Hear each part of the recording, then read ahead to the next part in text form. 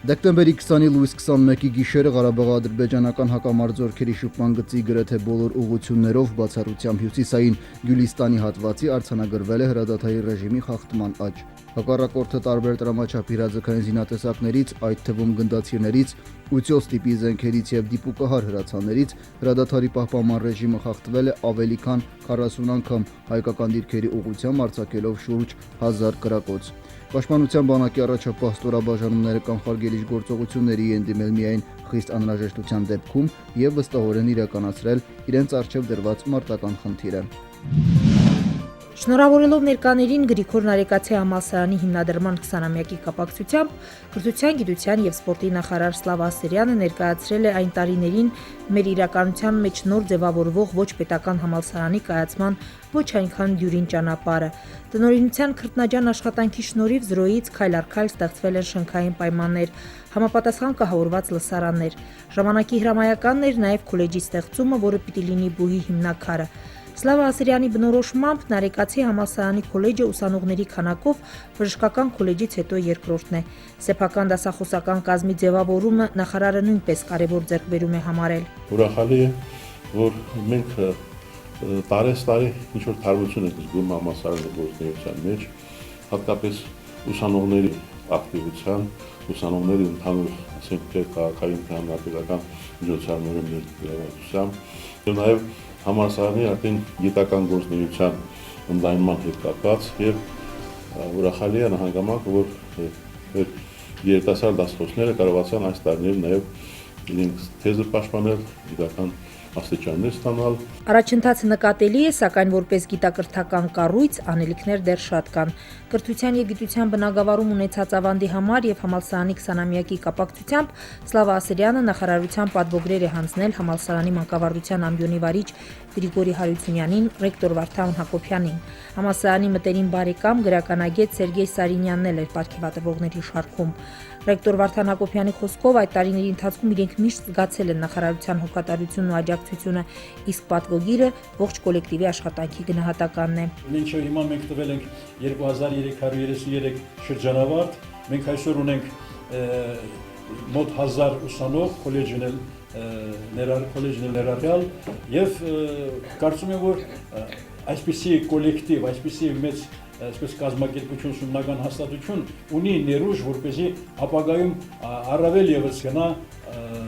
լավ գործերի։ Գրիգոր Նարեկացի համալսարանի կայացման, գիտաուսումնական ու կրթական գործերում ունեցած վաստակի ու ներդրումների համար Բահադուր Դավթյանն արժանացել է համալսարանի դոկտորի կոչման, իսկ մի խումբ դասախոսներ ստացան պատվոգրեր։ Պարգևատրվողների շարքում էին նաև բուհի շրջանավարտն ու այսօրվա ուսանողը։ Հոբելյանական միջոցառումը նշանավորվել է համալսարանի 20-ամյակին նվիրված գրքի շնորհանդեսով։ Լիլիկ Հակոբյանի եւ Գրիգորի Հարությունյանի համահեղինակությամբ համալսարանի տարեգրությունը ներկայացնող գիրքը աղբյուրագիտական նշանակության կարևոր գործ է։ Գրքում ներկայացված են բուհի անցած 20-ամյա ուղու հիմնական փուլերը եւ կրթօջախի կայացման ամբողջական պատմությունը։ Իմ սուրբ պարտականությունն էր ստեղծել Գրիգոր Նարեկացի համալսարանի 20-ամյա պատմությունը, նկատի ունենալով, որ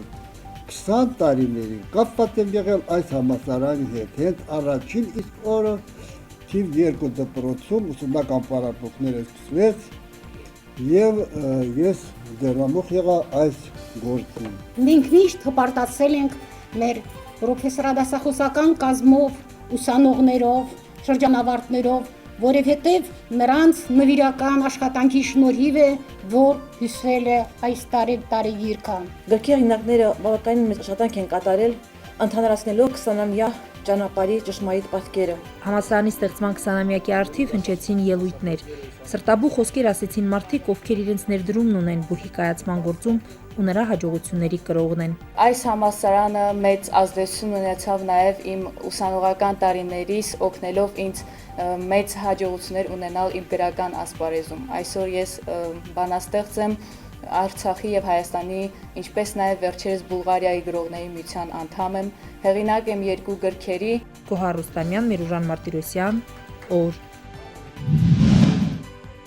Ավանդական դարձած 4-րդ մշակութային խաչմերուկի եզրափակիչ փուլն է։ Թատերական ներկայացումներով հանդես են գալիս Արցախի մշակութային դպրոցների սաները, ամեն մեկն իր ուժերի ներածի չափով, որոշ դեպքերում նաև ավելի։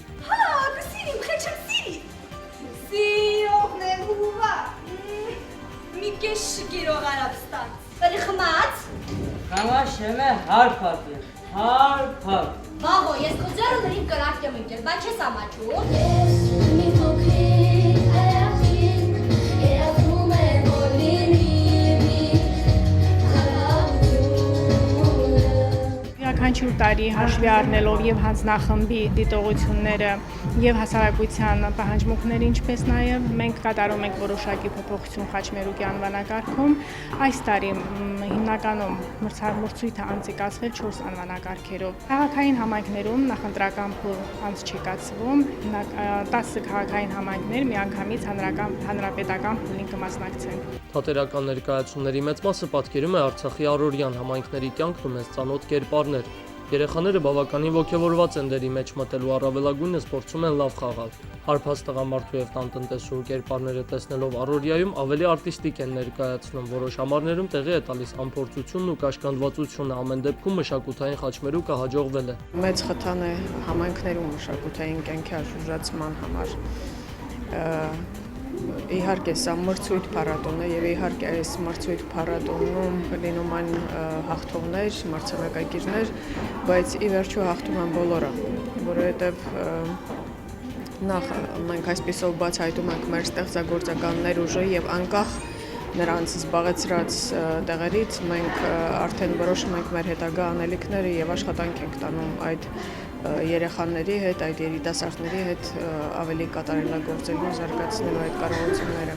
Բեմական հարթակում թե այլ անվանակարգերում ներկայացրած համարները հնարավորություն են արտահայտելու այն հույզերն ու զգացմունքները, որոնք փորձի ժամանակ չեն բացահայտվում։ Նույնիսկ ամենափոքրիկ մասնակիցը մոռանալով հանդիսատեսի ներկայության մասին փորձում է անկեղծ լինել ու ազատ։ Հիմնականում ներկայացված են գյուղական առօրյան ու զինվորի կերպարը։ Սա մի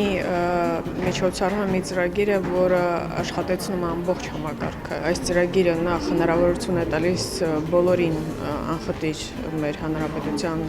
բոլոր բնակավայրերում բնակվող մեր փոքրից մինչև մեծ բոլոր քաղաքացիներին դրսևորելու իրենց ստեղծագործական կարողությունները,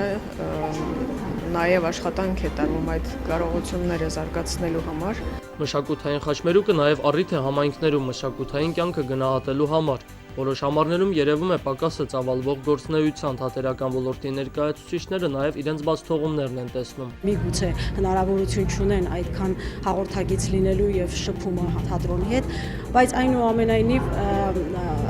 պետք է որ մեր կազմակերպիչները, ակումբավարները ժամանակ առ ժամանակ